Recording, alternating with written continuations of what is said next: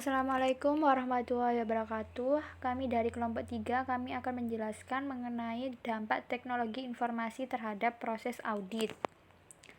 Nama kelompok yang pertama ada Angelika Yasmin, Ariyanti Pratiwi, Alfiat Zumro, Erisa Gina, Mima Saumi, Melinda Febrianti, Melinda Rofiatul, Firda Gusti Ayu, Aprilia Widianingrum, Nur Aziza, Debbie Olivia, Aldini Nabila, Salsa Nabila. Menilai resiko teknologi informasi. Yang pertama, resiko terhadap perangkat keras. Yang kedua, berkurangnya jejak audit. Yang ketiga, kebutuhan akan pengalaman di bidang IT dan pemisahan tugas-tugas IT. Pengendalian internal khusus untuk teknologi informasi.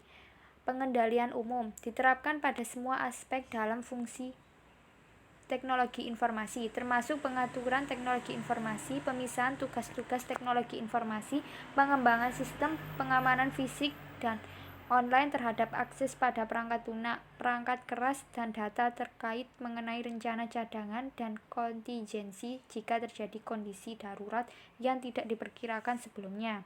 Pengendalian aplikasi diterapkan untuk memproses transaksi seperti pengendalian terhadap proses pemrosesan penjualan atau penerimaan kas. Auditor harus mengevaluasi pengendalian aplikasi untuk kelompok transaksi atau akun di mana auditor merencanakan untuk mengurangi penilaian risiko pengendalian karena pengendalian akan berbeda di setiap kelompok transaksi dan akun. Dampak teknologi informasi dalam proses audit. Yang pertama, pengaruh pengendalian umum terhadap risiko pengendalian. Nah, itu ada dua macam, yaitu pengaruh pengendalian umum terhadap aplikasi sistem secara keseluruhan. Yang kedua, pengaruh pengendalian umum terhadap perubahan perangkat lunak.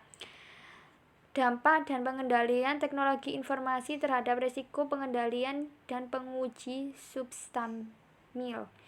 Yang pertama, menghubungkan pengendalian teknologi informasi dengan tujuan audit terkait transaksi. Yang kedua, pengaruh pengendalian teknologi informasi terhadap pengujian substansif. Yang ketiga, pengauditan dalam lingkungan teknologi informasi yang tidak terlalu kompleks. Yang keempat, pengauditan dalam lingkungan teknologi informasi yang lebih kompleks. Masalah-masalah dalam lingkungan teknologi informasi yang berbeda. Selanjutnya, masalah-masalah dalam sistem manajemen basis. Sistem manajemen basis data memungkinkan klien untuk menciptakan basis data yang memasukkan informasi yang dapat digunakan bersama di antara beragam aplikasi. Tujuan klien menerapkan sistem manajemen basis data adalah untuk mengurangi duplikasi data, meningkatkan pengendalian terhadap data, dan memberikan informasi yang lebih baik untuk mengambil keputusan. Masalah yang kedua, masalah-masalah dalam sistem e-commerce. Perusahaan-perusahaan menggunakan sistem e-commerce untuk melakukan transaksi bisnisnya dengan menghubungkan sistem akuntansi internal mereka secara elektronik dengan sistem pihak eksternal seperti dengan pelanggan dan pemasok. Yang ketiga, masalah-masalah ketika klien mensubkontrakkan kebutuhan teknologi informasi. Perusahaan-perusahaan yang lebih kecil sering kali mensubkontrakkan fungsi penggajian mereka karena penggajian relatif sama di satu perusahaan ke perusahaan lainnya. Dan banyak penyedia jasa penggajian yang andal yang tersedia. Yang keempat, masalah-masalah dalam lingkungan jaringan. Meningkatnya penggunaan jaringan yang menghubungkan peralatan seperti komputer mikro, komputer mini, mainframe, workstation, server, dan main cetak telah mengubah teknologi informasi untuk banyak aktivitas usaha. Dalam jaringan, aplikasi perangkat lunak dan arsip data yang digunakan untuk memproses transaksi dimasukkan ke dalam beberapa komputer yang terhubung satu sama lainnya. Contoh kasus yang pertama, studi kasus pada Rumah Sakit Umum Daerah Tasikmalaya. Rumah Sakit Umum Daerah Kota Tasikmalaya termasuk pada klasifikasi Rumah Sakit Umum kelas B non-pendidikan (SIMRS) pada RSUD Kota Tasikmalaya sudah didukung oleh teknologi informasi berupa infrastruktur atau perangkat komputer server dan jaringan.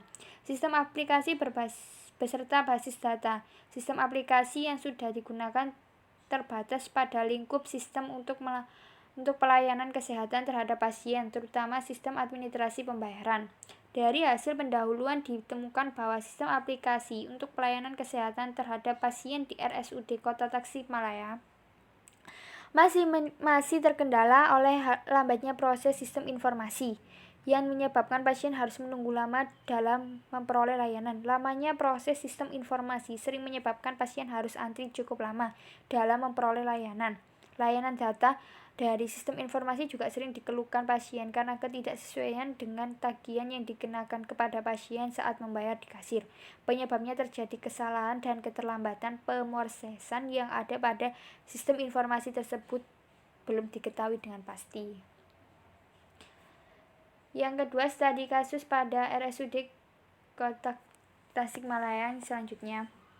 Guna membuat rekomendasi pengembangan sistem informasi, dibutuhkan pengetahuan mengenai tingkat kematangan SIMRS saat ini di RSUD Kota Tasikmalaya. Berdasarkan latar belakang tersebut, maka dapat disimpulkan bahwa RSUD Kota Tasikmalaya dituntut untuk melakukan audit SIMRS, terutama pada aplikasi sistem pelayanan kesehatan terhadap pasien. Atas dasar itu, solusi yang ditawarkan adalah audit sistem informasi menggunakan framework COBIT 4.1.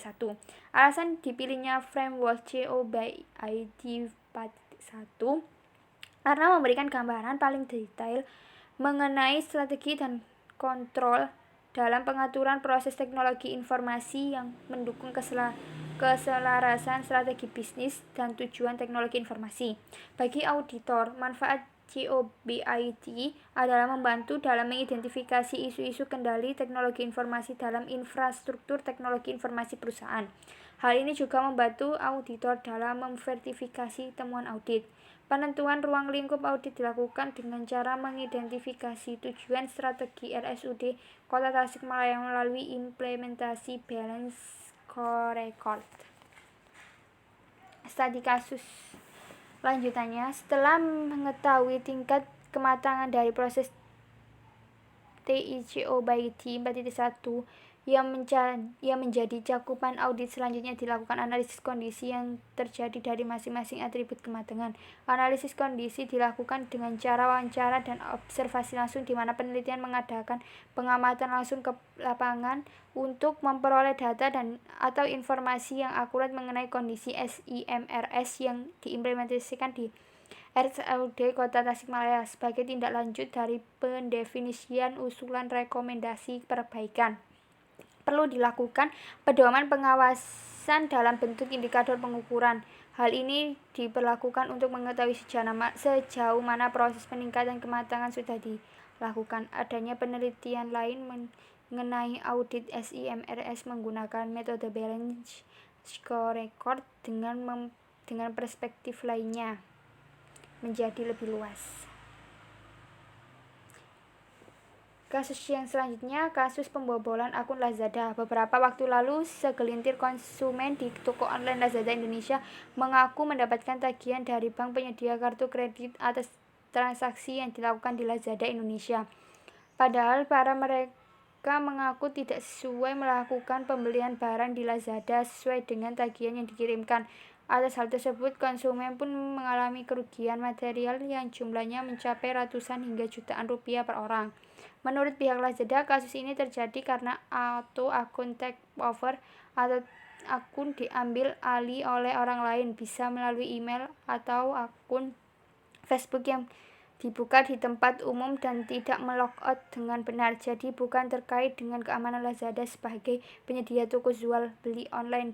Dengan adanya keluhan, kami tidak memproses pengiriman barang-barang yang dipesan oleh pembobol akun konsumen kami. Kami membatalkan pesanan sehingga barang tidak sampai ke pelanggan. Sementara uang konsumen yang dibayarkan melalui kartu kredit akan di-refund sepenuhnya.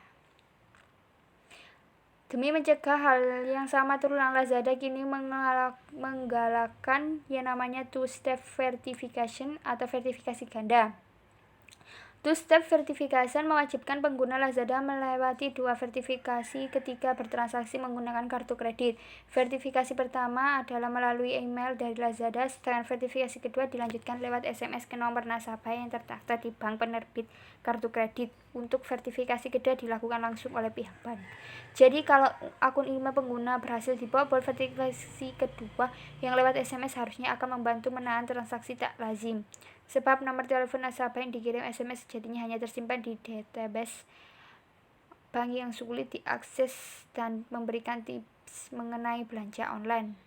Tetapi kepada cara pengguna internet salah patung menglog-out akun setelah membuka email dan jejaringan sosialnya ketika menggunakan komputer publik. BPK menerapkan e-audit dalam kerangka membangun tata kelola keuangan negara dan yang bersih, transparan, dan akuntabel. MK telah menjalin kerjasama dengan BPK untuk mendukung pemeriksaan